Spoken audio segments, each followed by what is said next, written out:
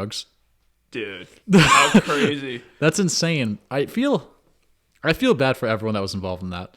Yeah. Because obviously, like, he doesn't think that that's going to happen to him when he gets in the car. And obviously, I feel bad for the victim because she passed away. Like, that really sucks. Right. But also, like, you make that much money, dude. Like, why do you not have someone to drive you around? That's true. Like, you can't afford, like, an Uber or anything like that. It is Vegas. And I think that was probably some of the drawbacks to bringing professional teams to Vegas. I was thinking that today. Yeah. You know what else I was thinking? It's probably a bad move to buy a car that fast. Because if you are going to drive under the influence, it's probably a bad idea to put yourself in that situation. Right. Like, at first I was like 150 miles an hour. I'm like, my car doesn't even go like 120, never mind 150. But just seeing that was kind of insane. Right. I mean, those cars are meant to go fast, though, too. It's not like when you take your Honda Civic and go that fast. Imagine that. Yeah, that's insane.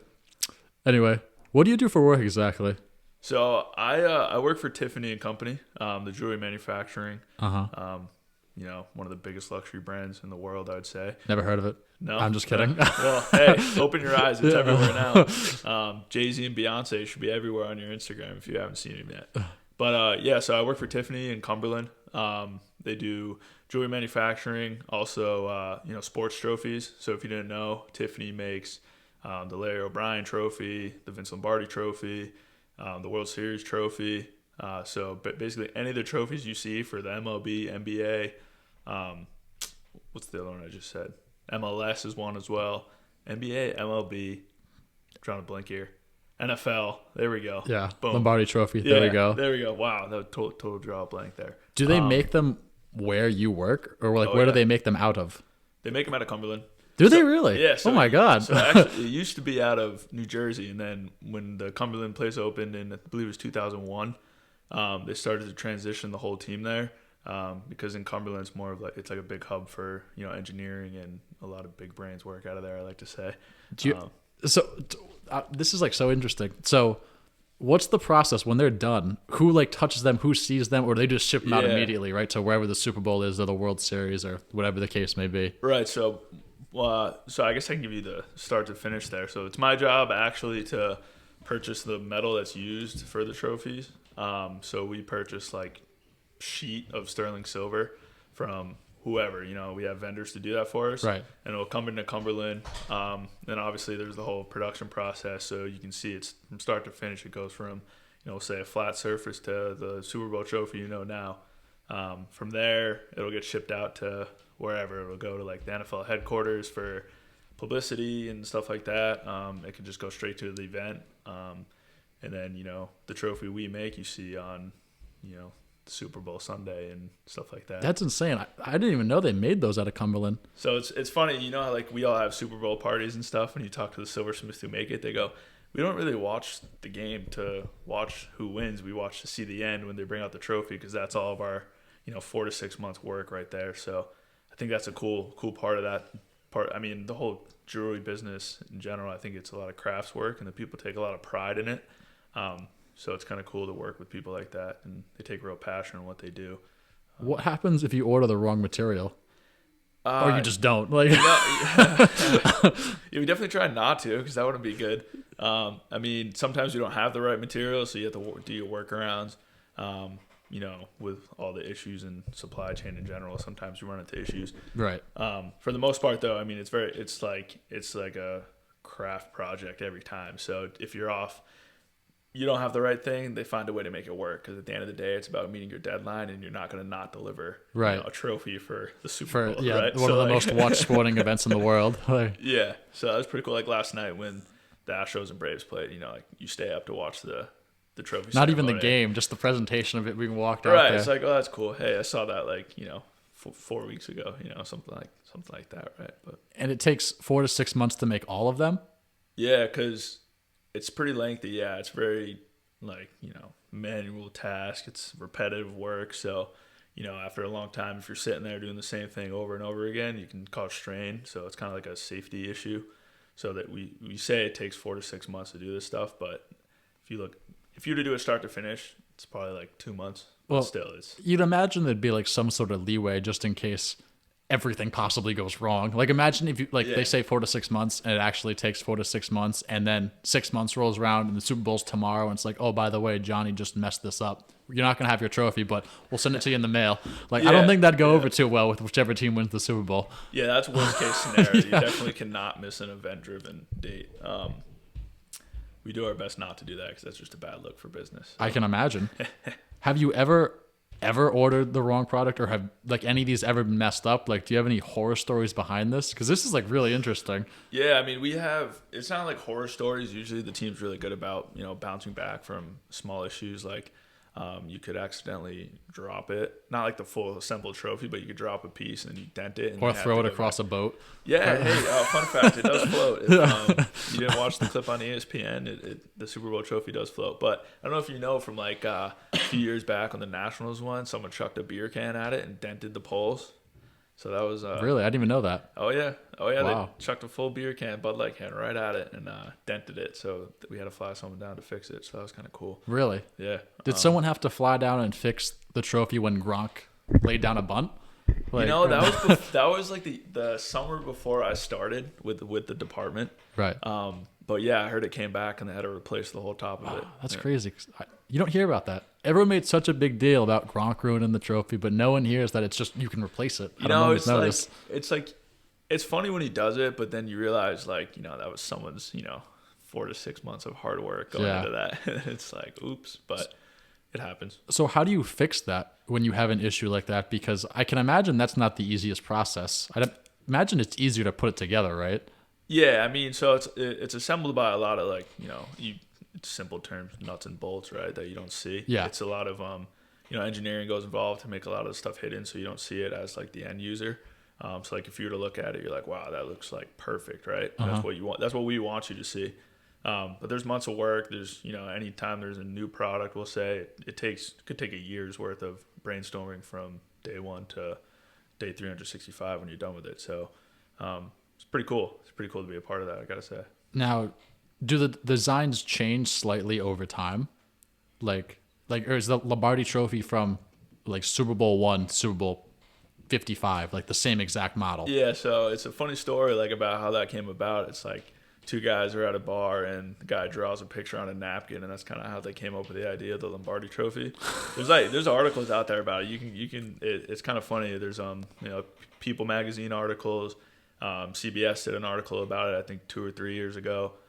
They came in and did like a film shoot, so they have some videos and clips of it, which is pretty sweet. But yeah, it's I don't know, it's just cool. Just like really interesting. Yeah, it's a different. I mean, it's not something. I also work on the actual jewelry side, so like your classic rings and Right, so you're not always making Super Bowl trophies and Yeah, World Series memorabilia, like right. I mean, that's the cool part of it, and I think everything we do is cool. But I mean, just being a sports guy, I think that definitely adds a bonus to the job for sure. It's definitely a part of the job I enjoy. Now, how much time do you spend on kind of the sports side of things compared to the jewelry side of things?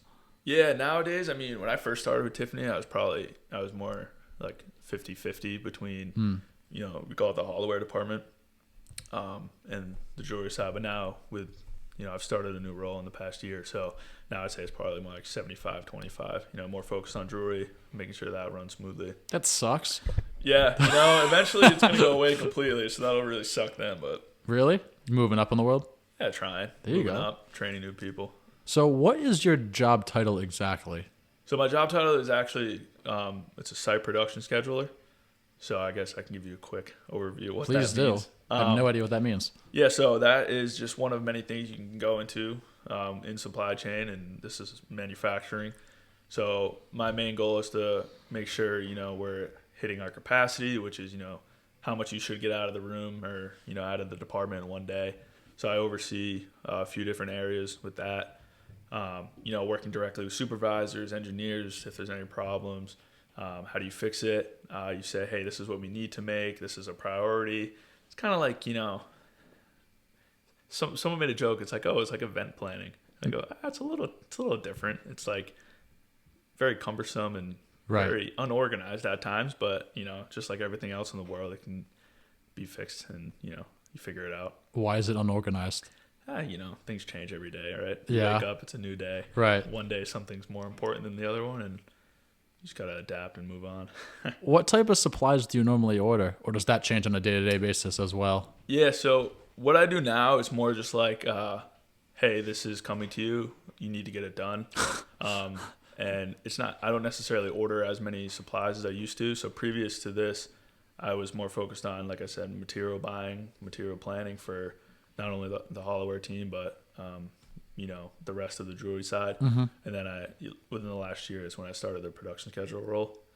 So, I mean, before it was a lot more. Now it's mostly just like, hey, this is what we need to get done. Like I said, how are we going to get it done? Are there any problems? How do we fix it? And then good job. What are the most common problems that come up in this process? Oof. I mean, the worst problem you have right now, I think, everywhere in the world is, you don't have enough people to work, right? Yeah. For whatever reason, some say it's laziness, some say it's just not enough people to fill open roles. But if you take that out of the picture, I think it's just, you don't have supplies sometimes. You don't have things you need. People are out sick because of COVID. That was a big one. Yeah, that's a big one indeed. Yeah. Other than that, man, I think it's just like if you don't get something done, people ask why, and you don't really want to answer that question. So we try to just get everything done we need to. Just try not to answer the question of why this isn't in front of me. Yeah. When you win the World Series, why is there no trophy in front of me? That is not a question I don't think anyone would want to answer. You definitely do not do that. That is I hope not. The number one rule is like you do not deliver on those. But there are times where there's a smaller project that you get delayed on, and it's part of the business. It happens sometimes, right? Can't be perfect. Did you see that play in the Lakers game last night where the officials really messed up? I don't know why, but I thought of sports trophies and this came to my head. I did not. So Kent Bazemore got fouled, and it was only the fourth team foul, not the fifth team foul. So it should have been side out. And they sent him to the line. He made both free throws. And I don't know who is keeping track of this, but whoever they are, who did not tell the officials they should be fired on the spot.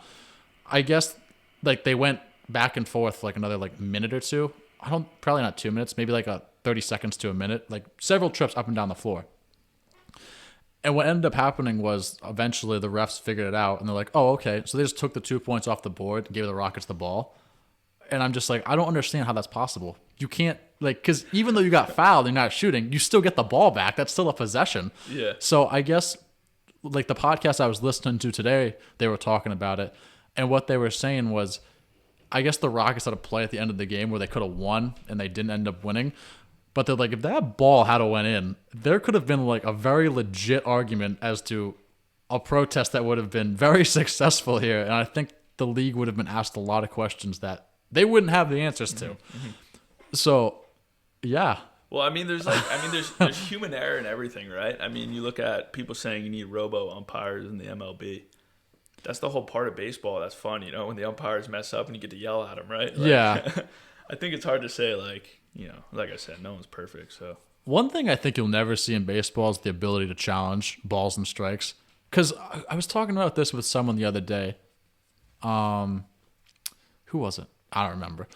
But some guys just call a wider strike zone, naturally. It's like in basketball when, some guys just, that foul's not a foul. It's the same exact principle, I guess you could say, as I'm sure you know.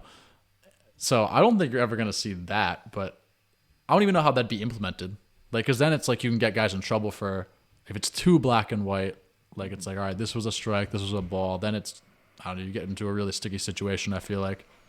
Yeah, I mean, I definitely don't want to see baseball being that ruled by video replay and balls and strikes being called by, a fictitious strike zone you can't even see, right? I think that, I said, that's the whole point of human error in baseball and any other sport. I guess you have people playing, right? I think that's part of it that makes it exciting to watch. I think it would be just, the whole thing would be really counterintuitive too, because you're trying to do all these things to speed up the game. Let's slow the game down in the worst way we possibly can. Completely counterintuitive, right? Yeah. Complete opposite of what people want is to end up spending more time, watching baseball, as boring as it is. Anyway, back on topic here. So How stressful is it right now with all those supply chain issues, like ordering the stuff? Yeah, I mean, it definitely can be stressful. You kind of just have to take what you can get at this point, right? I mean, if you don't get something or something's longer than expected, you kind of have to just work around it. Not to say there's other people that have it harder. You look at the port of Long Beach and LA, like the massive amounts of ships out there. Like that is a different side of supply chain that I don't really deal with. I'm more focused on the manufacturing side, but that is like logistics, transportation. That is a massive headache right now, and I don't know how those people deal with that right now. Like, have you found that the cost to order stuff has gone up dramatically since all these issues have been going on? It's not necessarily the cost. I think our vendors and stuff have kind of done a good job of keeping like the labor costs kind of the same. It's like you're working with precious metals like platinum, gold, silver, like that naturally has inflation and gets more expensive or goes down in price. What you find is that you can't order as much as you used to be able to, which can cause a problem. So like, I mean, we order stuff from Staples, right? You get your classic like ink, paper, pens, pencils. Like right. We've had times where we've almost run out of paper and like, you can't really run out of paper. That's right? like very basic supplies. Yeah, like imagine that. Like, hey, can you print this for me? No, I legitimately cannot. Yeah, that will not come out of that printer. You're gonna have to wait 3 months. Like that's like you said you've never. There was a point where you couldn't order paper, or you almost couldn't order paper. Almost, like we almost were out, and they were like, it's gonna be a little longer, and like just the way I mean, hate to say it, we use a lot of paper, but so does every company. Yeah, like it's not like you're an exception to the rule here. Like it's like this came from paper. Like no supply chain issue stopping that, baby. Yeah, like, right. Yeah, I mean it's a great sign, dude. It's a great sign. Thanks. But no, any like major concerns is usually right now it's like customs and stuff like that because we obviously order stuff from overseas, mostly Europe, and just stuff coming through customs can take a while for whatever they have to do. It just sits there, they inspect it, they make sure there's nothing illegal in it. And I don't know if they're running into staffing issues, which is why it's taking longer. But we do have the disclaimer sometimes when we place orders that, hey, this might take longer than normal. So plan ahead, order it earlier. What was the mood in the office when you had that paper issue and they were like, it's going to be a little longer? Was it like straight panic? Because that's like very basic. It wasn't really panic. It was kind of just like, wow, this is kind of funny. Like what the fuck? Like this can't be happening. Yeah, like the easiest thing to order Staples, you just, you can't get paper. It's like, wow, this is a big issue. I'd say it was more prevalent back, a year ago when there actually wasn't a lot of people like working and filling orders and stuff like that. But now it's kind of, you look back on it, you kind of laugh like, hey, we made it through 2020 and 2021 still isn't that great yet. Yeah, right? Like, and there's only 2 months left in the year. Yeah. I wonder if this is ever going to go away.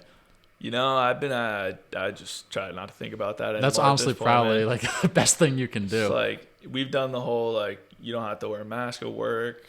We'll try a period where you just wear it for 3 weeks. Now we're back to just everyone wear a mask, and it's just like, it is what it is. But I mean, you got to just be thankful you had a job, right? Yeah, that's true. Some people weren't lucky enough and had to go home, take care of kids without a job. I was lucky enough to be able to work from home. With no kids. With no kids, yes. Definitely no kids. I can't even imagine having a young child, like, during the past, like, 2 years, like a child that's, like, 4 or 5 in preschool or kindergarten, and you're teaching them and trying to work at the same time. Like, I feel like that almost ruined their education in a way. Yeah, and it made it super hard for the parents, too. Like, you're trying to do your job from home. Like I remember being on meetings with a couple of people who had young children, and then the kid just pops in the camera, and you're like, "Oh, this is kind of cool." That's like, funny. Back in the day, I don't know if it would have been more as acceptable, but now it's like, people are working from home. You get used to some things. People showing up in their pajamas from the night before, like, yeah, it is what it is. I wonder what that's gonna do to, I don't want to say the kids' education level, but kind of how I guess they comprehend things and operate moving forward, because I kind of feel like that young age is so important, and that, like, think about it, like your ABCs, like that sticks with you the rest of your life. So I wonder if that's gonna almost stunt them in a way when they get to be maybe not our age, but like high school age. Like, I don't know. Yeah, well, I mean, you can even see it now with the kids that are in like elementary school, middle school, and high school. Like they missed out on going to school for what it was like 2 years, 4 semesters or something like that. They weren't in person. My girlfriend's a teacher, and she says like you can definitely notice it. Like some kids aren't as they're supposed to be at a 5th grade level. They're not there, and I don't blame them. It's not their fault. And they didn't do anything wrong. Right, They didn't like, ask for this once in a 100-year health event to come yeah, about. and like in the beginning, like in March 2020, like no one had any idea what they were doing. They were trying to teach kids remotely. They weren't doing actual lessons, like recording themselves. Like it was a nightmare. And thankfully, I think they kind of figured it out. But yeah, I think you're going to see some issues with kids, where they're supposed to be at, like reading level, math level, all that stuff. What is that like with your girlfriend's, I guess, like course load and curriculum now, if you have any idea? Like, is it almost kind of like reduced in a way? Because you said like a lot of kids aren't at the 5th grade level. So does she kind of go back a little bit? Kind of like, I don't want to say dumb it down because that sounds bad, but almost like reduce the workload, if you kind of get what I'm saying? Yeah, I don't think so. I still think they have a curriculum they need to teach and stuff they need to do in order for them to be ready for the next grade as well. Right. It might be harder to get that point across to them, but I think you can't quote unquote dumb it back for them because they need to learn it. And I think you got to push them to do better. Figure it out. Just like supply chain, baby. Yeah, like, figure it out. It's just like I said, you wake up, you figure it out. That's just how you got to roll. And right. I think they're doing a good job now, for sure. Now back to your job. So what dictates when you order things? Or is it just as simple as I ran out of this, I ordered this. I don't have paper, I order paper. Like, is that Yeah, so I guess from we use like an advanced planning system that kind of will help us forecast what we need and things like that. So we focus on 2 to 3 months out for like the metal we need to buy. We see that our like corporate in New York is saying, hey, this is going to be a hot product, and then from top to bottom we can see what we need, how much like people we're going to need, if we need to work overtime. Like that whole system does it for us, and it sounds so simple. But I'm sure it's not. No, it's like, wow, this is great. But at the same time, there's a lot of like data maintenance. If you have data errors, it can wreak havoc on the whole when you need stuff, how much you need it. So basically, I mean, it's just like I'll go into work, I'll open the system and say, I need to order this today, and I need to start it in 2 weeks in order to complete it on time. So we kind of have those tools to help us. Obviously, there's manual intervention and stuff. So. Yeah. But for the most part, it's our foundation to understand what we need and when we need it and when to complete it. Has that 2 to 3 months been pushed back further because of all these supply chain issues, or is it still kind of roughly more or less the same? Yeah, I would say it unless you know that you're going to run into an issue from a supplier, it's more like we can honor, the 2 to 3 months will stay the same. Mm-hmm. But unless they come to you up front, it's like, hey, we're going to be closed for Christmas. Right, that's coming up. Thanksgiving, the holidays, like you got to try to plan around those. Right, obviously. So like I guess that kind of leads into the when is it hard to, or like when do you find it more difficult? I mean, It's definitely around the holidays because people are taking more time off. Like your efficiencies get lower and all those things. And you try to plan around that. Like you can plan, it's like a seasonal, ebbs and flows, right? Like this is going to be a busy time of year for you. People are going to take time off here. How do you work around that? That's always the busiest time of year, like Christmas time? For Tiffany, yes. What's the second busiest time when it's not Christmas time? Valentine's Day. Really? Chinese New Year, yeah. Chinese New Year. I did not see that one coming. The Asian market is huge. Is it really? Yeah, yeah. Like how huge? You put me on the spot with that answer, but I can tell you it's probably one of the top markets for jewelry. Seriously? Yeah. Like... If we have a pause in this, I'll look it up and try to find that. We're going to pause in a second because that camera's going to clock out and I'll turn it back on. So there's your opportunity right there. More to come. I can't even believe that. How many like facilities, warehouses, like how many of those do Tiffany have? So we have for like internal manufacturing, which is like a Tiffany branded, manufacturing. We have 4 locations: Cumberland, what's it called? Pelham, New York, Lexington, Kentucky. And then we also work with the Dominican Republic. They do a lot of like polishing work for us down there for like jewelry and rings and things like that. So 4 of those, and then we also have external vendors that'll do all the finished goods for us. In Europe, some places in the U.S. So it's not just a Tiffany like owned building that makes the jewelry. It's kind of like I think the last number I saw was like 60 to 70% is actually internal Tiffany manufacturing, and the other 30 or 40 is like we have to use external vendors because we just can't do it all. internally. So, Interesting. yeah. I never knew that. So what other products are like really hectic to order right now? Like besides like, I don't know, the basic things we just talked about. Yeah, so other than like, the metal and, the stuff you'll see as jewelry, it's like I said, the paper, we call it MRO supplies, like maintenance, repair, and operation supplies. So anything you need for like cleaning products, that was a huge one. Mask was a huge one in the beginning. Man. I mean, think about it. No one was making masks except for, like hospitals, and all of a sudden, boom, everyone needs one. So that took a while. Like a lot of companies transitioned their whole manufacturing process to make masks in the beginning, like government funded and all that stuff. It's crazy because I feel like a lot of these supply chain issues, they're like it's the weirdest, most bizarre thing. It's like they don't have like truck drivers like to move the product. Like just weird. I was looking into this the other day and it just seems like the most bizarre things. Like it's not even like employees sometimes it's like we legitimately don't have the manpower to move your product from our facility to where you want it, and we have no way to do it. So good luck. I mean, like you said, the truck drivers, it's like they tried to replace a lot of those jobs with automation. Seriously working. Like, right. And now it's like we need to hire 1 million truck drivers and to fix all the shortages at the port. And it's like, oh, that's kind of funny. But I mean, obviously they were trying to do cost savings at the time. And now it's just like, we just need everybody we can get to fix this problem. Right. Like, like all hands on deck. Yeah. So what was it like when COVID first hit, like almost 2 years ago?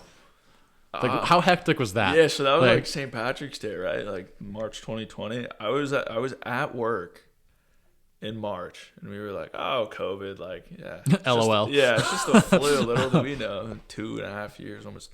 Yeah, well, geez, 1.5 years, 2 years later. I know. Yeah, it was a little weird because, like, in the beginning, you're a company that relies on people buying things, right? And you're like, we don't know what the retail market's gonna be like, so let's not make anything. So they were just like, work from home. We'll tell you when to come back. That's crazy. And as you know, I mean, I'm sure you've experienced too, like office being more flexible, telling people to work from home, and then now it's like come back in a few days a week, things like that. But in the beginning, it was a lot of unknowns, man. Like I said, I was just happy to be able to have a job. Yeah.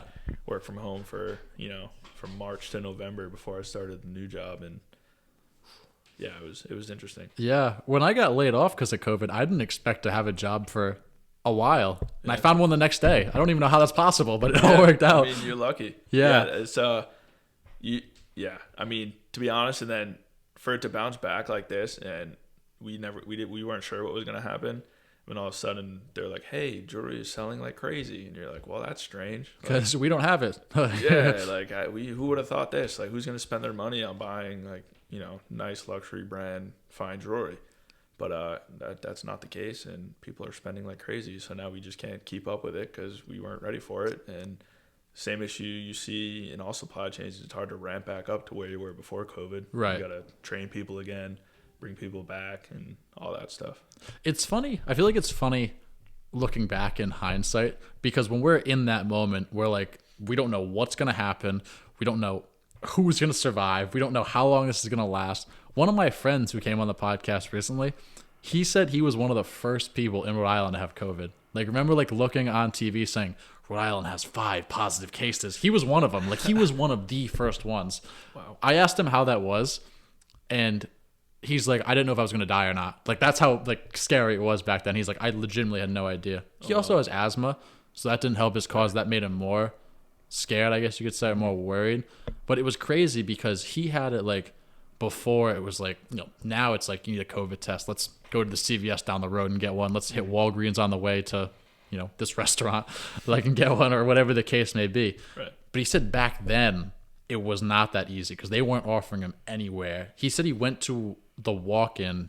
I think he said he went to CVS, and he said they wanted to charge him $1,200 for a COVID test. He's like, I'd rather die. Like, I don't blame him. Like, right. So then he said he went to his doctor, and he got one. But that's how that was back then with all those things. And we're thinking like no one's going to spend any money. Everything's closed. Now we're looking back. It's like people are depressed. Like depression was probably like the highest rate it's ever been. I'm actually almost positive that's what it was.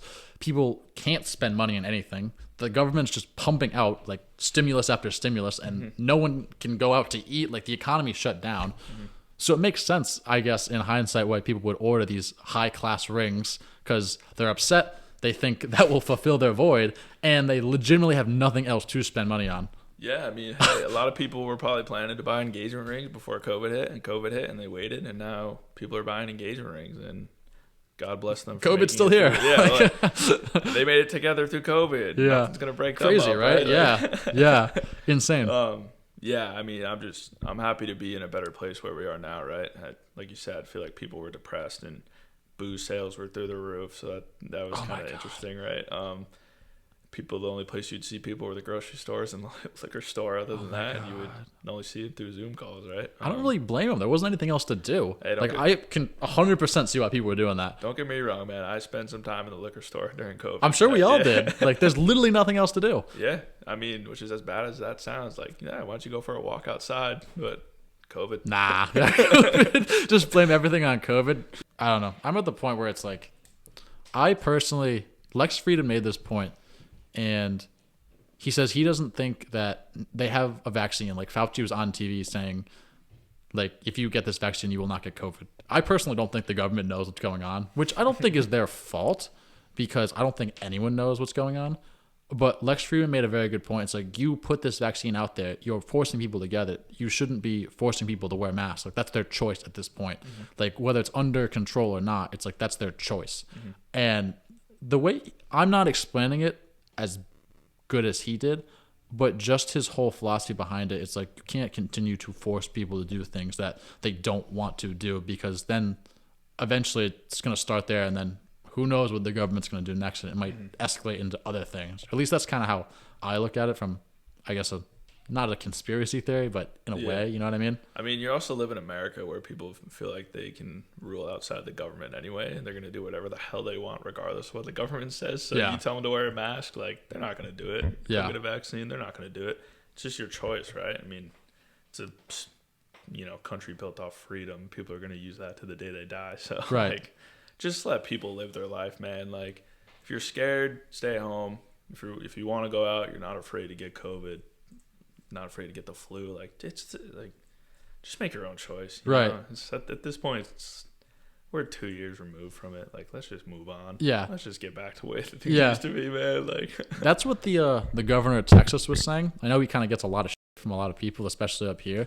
But he said in an interview, he was like, I want people to come here, and I want them to live here, and I want them to go in whatever direction they want to go in. Like, if they want to go out, they want to go to a game, go. Mm-hmm. I don't feel like they should be scared. I don't feel like they should wear a mask. If they are afraid, for maybe they have an underlying condition, maybe they have a heart problem, asthma, whatever the case may be, then they can stay home. He's like, but I don't think we should really make people suffer more than they have. And I feel like, I was talking to some people down there. They said they're much happier now as opposed to last year since he made that decision.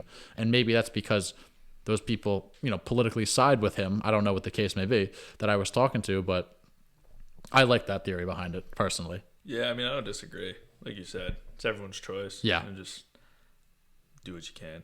Yeah. Like, you can't control people as much as you want to. Like, you can't.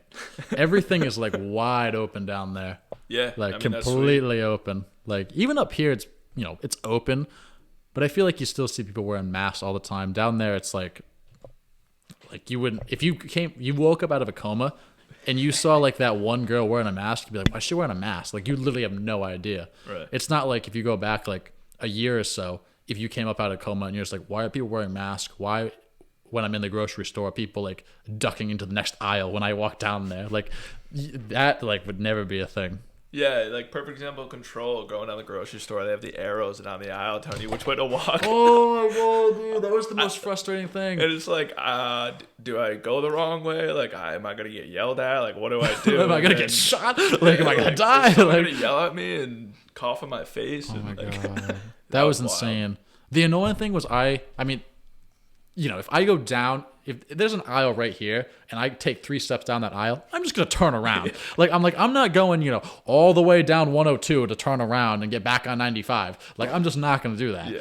But the annoying thing is when I was with people that really abided by that, and I'm just like, I can literally see where we need to go. It's right there. I'm going to walk there. Like that, I don't know. Don't even get me started with that. Yeah, it's classic. And then like the some stores still have the arrows on there. It's like at this point, dude, just rip them off the ground. Really? Which ones? I haven't seen It one was in like a while. I think it was like the Shores in Cranston, like by where I live. I don't know if it was. Might have been a few months ago, actually. Now that I think about it, but there was like arrows on the ground. I'm like, this is hilarious. This is just like a remnants of what used to be, I guess. That's like, insane. That's crazy. And then the first time we could go out to the bars after, like, was it Memorial Day weekend when they were like, oh yeah, bars are open. It like felt weird to be around people. That's how Didn't it? Like non-social we were for, geez, what was it? A year, I will say. Almost a year, 14 months. When the world first started to open back up, I had such bad anxiety being around people, like, because I was around like my girlfriend at the time, her family, like my family, but like I had such bad. I was so anxious. Like I've never been that anxious in my entire life because I wasn't used to it. I hadn't seen anyone in like 3 months, like legitimately no one. I would play golf, like by myself pretty much, and like that was it. Like I really didn't go see anyone. I couldn't go out to eat. Some of my friends, they wanted to be distant, which is fine, but I was just like crazy like that first time. And I'm sure a lot of people felt like that as well. They had a lot of social anxiety behind this entire thing. Oh, for sure. And then it's like you don't know how to act either. Like if I touch my face, do I go wash my hands right away? Like Do I take a squirt shower? hand sanitizer? Like what do? Do I wear a full bodysuit out? Like it was interesting. Yeah. But happy we're here now, right? We're here. Yeah. Started from the bottom. Now we're almost at the bottom. Yeah. Like- a little less than the bottom, I guess. Do you see the supply chain issues being resolved anytime soon? You know, man, I don't know.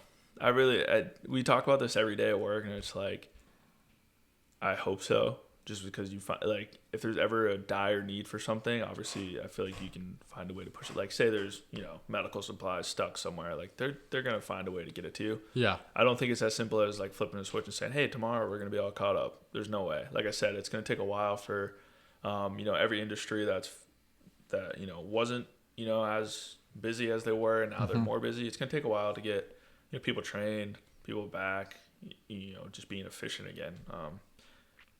So no, the answer is no. I don't think it's gonna happen soon. Maybe a year, end of next year. Hopefully, and the price of things hasn't really changed at all. I mean, from what I see day to day, not really, but it's not. I mean, yes, it has gone up, but what I purchase and what I see is mainly a labor cost to the other people because we own the metal we use for stuff. So we're basically paying somebody to form a piece of metal for us, right? Right. And like I said, the cost of silver, gold, all that stuff goes up. But I don't know how much it's hitting our bottom line. Obviously, you got to spend more money on, hand sanitizer, mask, Right. cleaning products because you got to make people feel safe and stuff like that. So that's definitely had an adverse effect on. I think most companies probably, spending.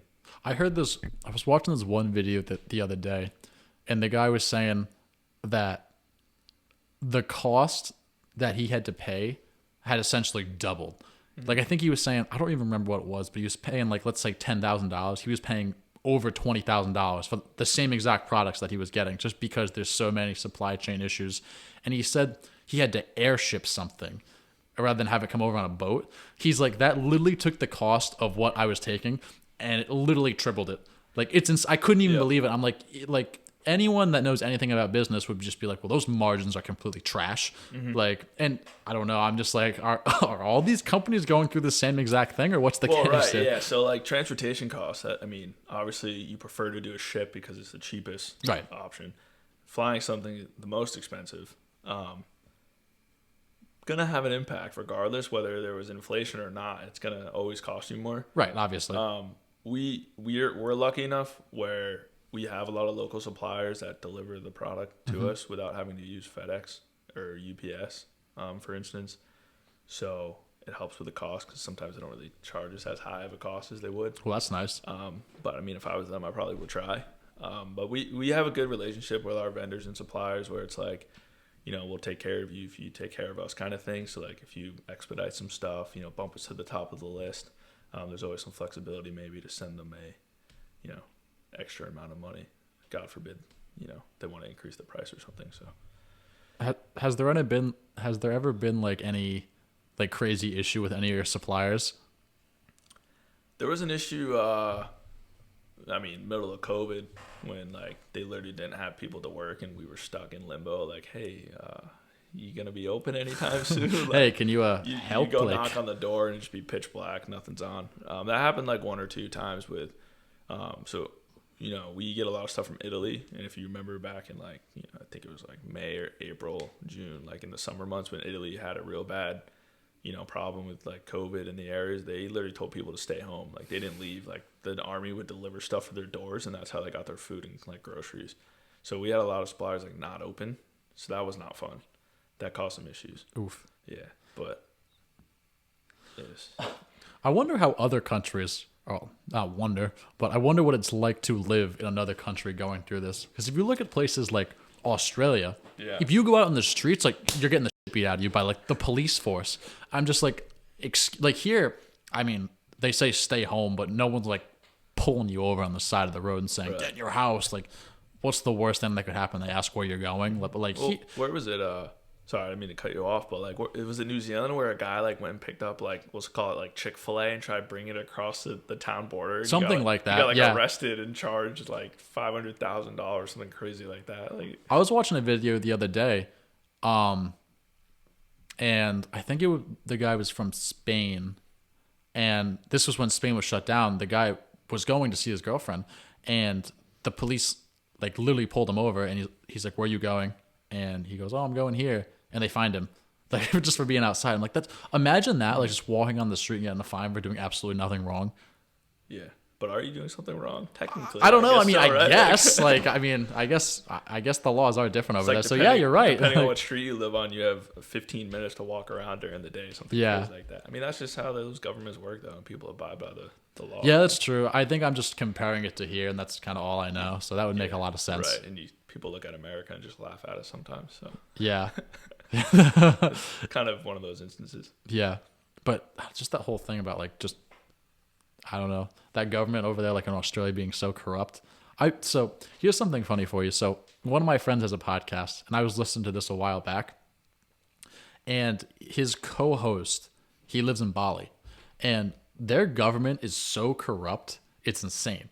So he was saying that he doesn't have a license over there. He said he'll never get a license. He says what happens is whenever you get pulled over, which happens from time to time, because they'll just pull people over to pull people over. It's not like here where you got to be doing something wrong or there's got to be some issue. They'll just pull you over. So what happens when they pull people over, they'll say, do you have a license? Obviously, if you don't have a license, usually the correct answer is no, you don't have a license. So what happens after that is they say, you're going to go to jail. Like, you're never going to get out of there. We're going to lock you up. Are you a citizen here? This and that. And what they're trying to do, from what he was saying, is really freak out the person in the driver's seat.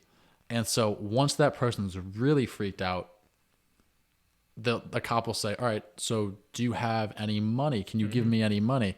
And especially if I'm sure if it's like a girl, like a small girl, she's probably really freaking out. Or even a guy, like I'd probably be freaking out if I didn't know this. They're like, oh, I can give you, $500, $1,000, $2,000, whatever the case may be. I can give you money. They say, go to the ATM and get it right now. So they go to the ATM, give it to him, and they send him on their way. Mm-hmm. But what he does is he's like, I have $3. And the guy's like, or the cop's usually like, well, do you have any more? And he'll just go, no, I only have $3. And he'll take the $3 and let him go. That is insane. I know, right? He said that story on his podcast, and I was like, that's crazy that governments are that corrupt. Like wild, right? Yeah, I mean, I would hope that would never happen here, but yeah, that's a whole other topic. I mean, obviously, I don't know if that's true because this is just him saying it, but I don't know why he would lie about that. That's a pretty in-depth story to tell. Well, I would believe it. I mean, I feel like you definitely hear, hearsay about, corrupt, government officials in other countries. So right. I would tend to believe that story. Yeah, for sure. All right, to wrap up here, walk me through kind of how you order things. Like, walk me through like how much you decide to order, kind of like for the project, or like what the amount you order, like how much time that takes. Walk me through the entire process. Yeah, so like I said, we have a like an advanced planning system that kind of helps us out understand how much we need to order. So we'll just say in this instance, like 100 pieces of something. It'll say, hey, you need 100 pieces of X, Y, Z in order to make, the finished product. And it'll tell us like, hey, this is the lead time. So the lead time of, placing the order to when you get it in the building. It'll account for that. So it'll say like, hey, on today, you need to order this for it to come in then. And then when it comes in, you have this amount of time to turn it into, whatever finished good we need it to be, right? So honestly, it's just like I said, it's using that as the framework to understand what you need to order, and talking with people higher up about what the priorities are, knowing if your vendors and suppliers are having any issues, if there's any increased lead times due to like probably mentioned it, customs or shipping or God forbid any other delay. I think it's just the world we're in now. You got to kind of ask those questions in advance when you know something you need to order, because if you don't, you could get bit in the butt in the long run, and then you miss you can't deliver a trophy at the end of the day. So that would definitely not be good. No, not great. All right, man. Hey, nice sitting down talking to you. Thanks for doing this. I really appreciate it. This is awesome. This is cool. Yeah. First podcast ever. I'm glad we could get down to do this. Probably the last. No, I'm just kidding. We'll see. Definitely have you back on for sure. Sounds good, man. All right, guys. Thanks for watching. Like and subscribe, and I'll see you guys in the next one. Bye, everybody.